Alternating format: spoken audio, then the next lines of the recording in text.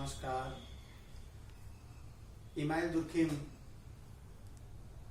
की आत्महत्या की अवधारणा के बारे में बताया गया और आत्महत्या के प्रकार में इमाइल दुर्खिम ने 4 प्रकार बताए थे, जिसमें अहमवादी आत्महत्या, परार्थवादी आत्महत्या, आदर्शहीन आत्महत्या और घातक आत्महत्या।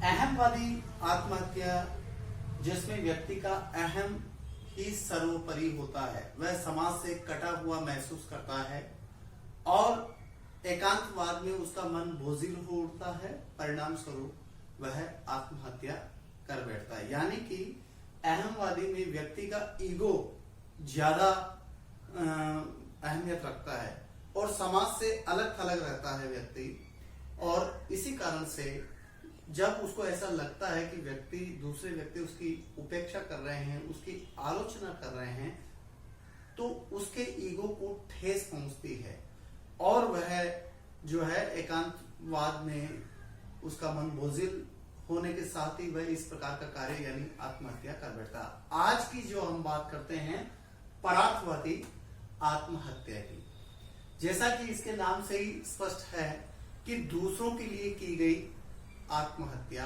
परार्थवादी आत्महत्या। इमाइल दुर्खिम ने भी कहा है कि परार्थवादी आत्महत्या इसलिए है कि यह परार्थवादी है।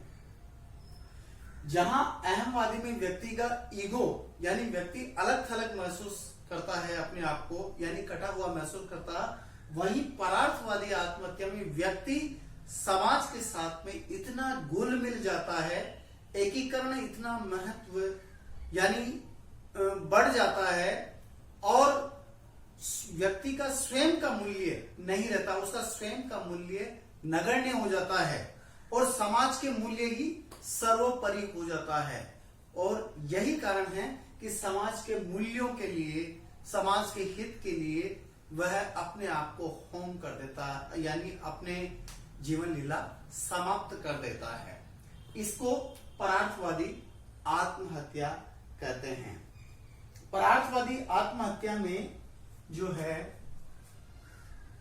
व्यक्तिगत हित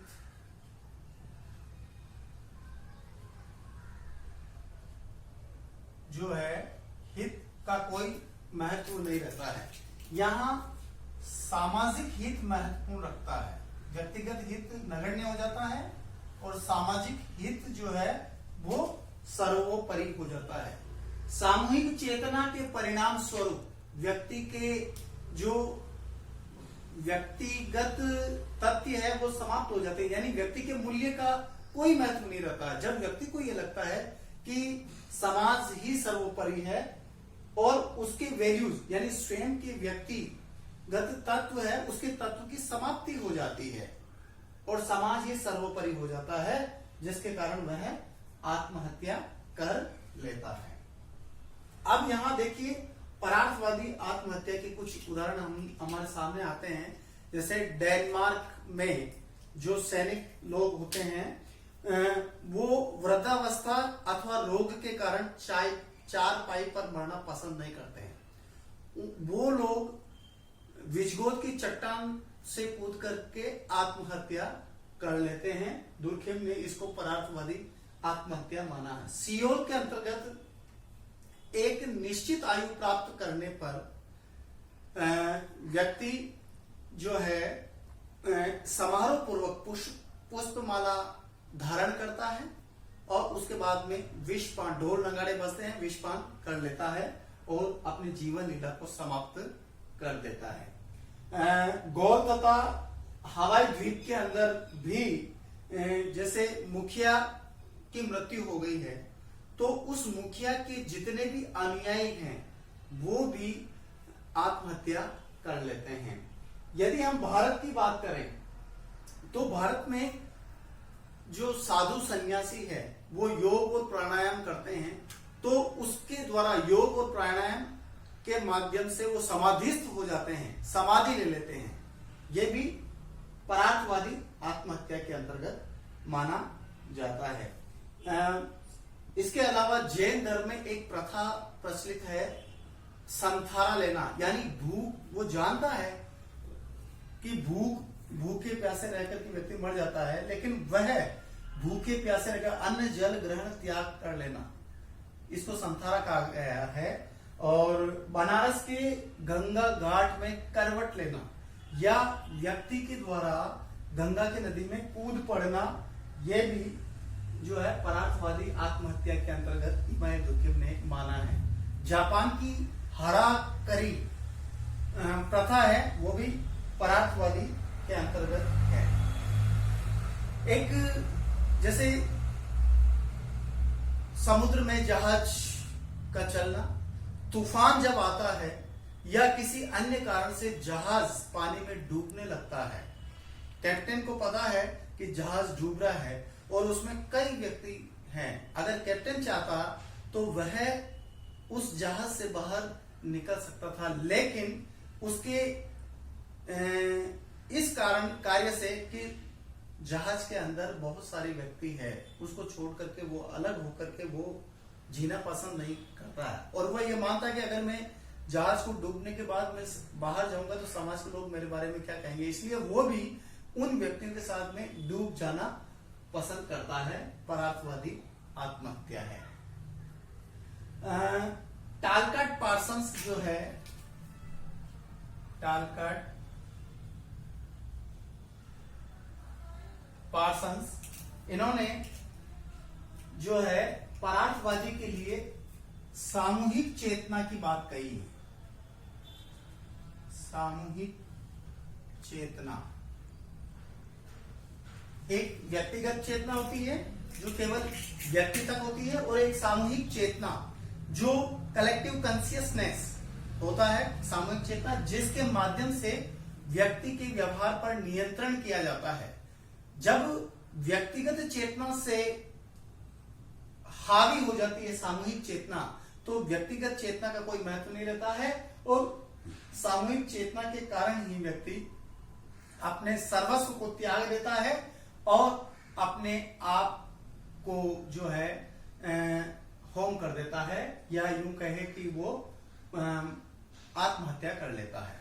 तो ये परार्थवादी आत्महत्या। अब यहां पर जो है इमाम दुर्कheim ने परार्थवादी आत्महत्या में कुछ 3 पहलू प्रस्तुत किए हैं कि यह परार्थवादी यानी परार्थवादी आत्महत्या करने वाला व्यक्ति किन किन कारणों से वह कर सकता है। उसमें 3 चीजें इमाम दुर्कheim ने बताई हैं। एक तो होती है कर्तव्य परायणता के आधार पर, यानी कोई भी व्यक्ति कर्तव्य परायण है और अपने कर्तव्य का पालन करते हुए जो है समाज की इच्छा और आदेश का पालन करते हुए, उनकी आज्ञा मानते हुए अपने आप को मौत के मुंह में जो है चढ़ा देता है। तो पहली जो बात इमाम दुर्कheim कह रहा है वो कर्तव्य पालन की बात करता है। इसके कारण से कर्तव्य पालन करते हुए व्यक्ति अपने आप को समाज के हित के लिए बलिदान कर देता है। दूसरी बात वैकल्पिक की आती है। वैकल्पिक, इसमें व्यक्ति इसलिए आत्महत्या कर रहा है क्योंकि वह समाज की प्रतिष्ठा जो है, समाज की प्रतिष्ठा होती है इसमें, वह सम्मान, वह यह मानता है कि समाज ऐसा करना समाज की प्रतिष्ठा व सम्मान, एस्टीम प्राप्त होता है, यानी समाज की प्रतिष्ठा व सम्मान के तहत वो वैकल्पिक आत्महत्या करता है परार्थवादी में। और तीसरा में होता है उग्र परार्थवादी आत्महत्या। यहां पर यह महत्वपूर्ण है कि व्यक्तिगत तत्व की समाप्ति हो जाती है, सामूहिक तत्व यानी सामूहिक चेतना महत्वपूर्ण होती है, व्यक्तिगत तत्व सामूहिक चेतना में सम्मिलित हो जाता है, परिणाम स्वरूप वो आत्महत्या कर लेता है। ये तीसरे प्रकार की इसी के अंतर्गत आती है, यानी जिसमें स्वयं का अस्तित्व नगण्य हो जाता है और समाज का अस्तित्व ही महत्वपूर्ण हो जाता है, आत्महत्या कर लेता है। परार्थवादी आत्महत्या में जो सबसे महत्वपूर्ण ज्यादा माना गया है वो सैनिक जीवन का, सैनिक जीवन और परार्थवादी आत्महत्या।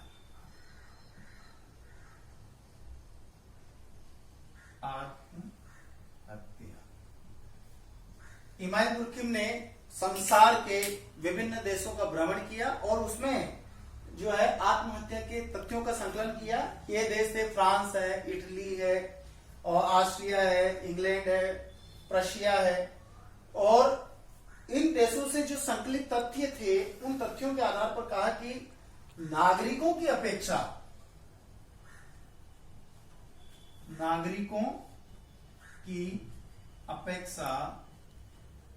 सैनिकों में आत्महत्या की दर अधिक है।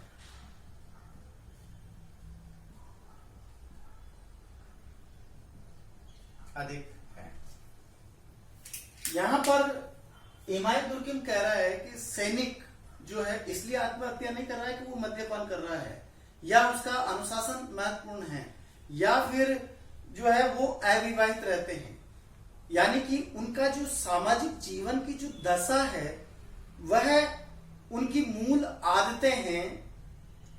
मूल आदतें जिसमें विशिष्ट आदतें और मानसिक अवस्था है उसका निर्माण होने के कारण, यानी सैनिक की विशिष्ट आदतें और मानसिक अवस्थाओं के कारण व्यक्ति परार्थवादी आत्महत्या करता है।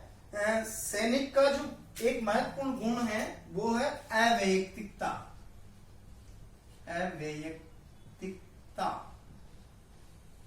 देखिए, वैयक्तिकता का मतलब है व्यक्ति व्यक्ति का संबंध होता है, लेकिन अवैयक्तिकता किसी से कोई लगाव नहीं है। व्यक्ति का सैनिक के जीवन में भी इमाम दुर्किम कहता है कि अवैयक्तिकता का संबंध है, वह दूसरे लोगों से कोई संबंध नहीं रखता है। उसको जो ऑर्डर मिलता है, जैसे वह अनुशासन में डिसिप्लिन मेंटेन करना उसका होता है, स्वयं का मूल्य नहीं होता है।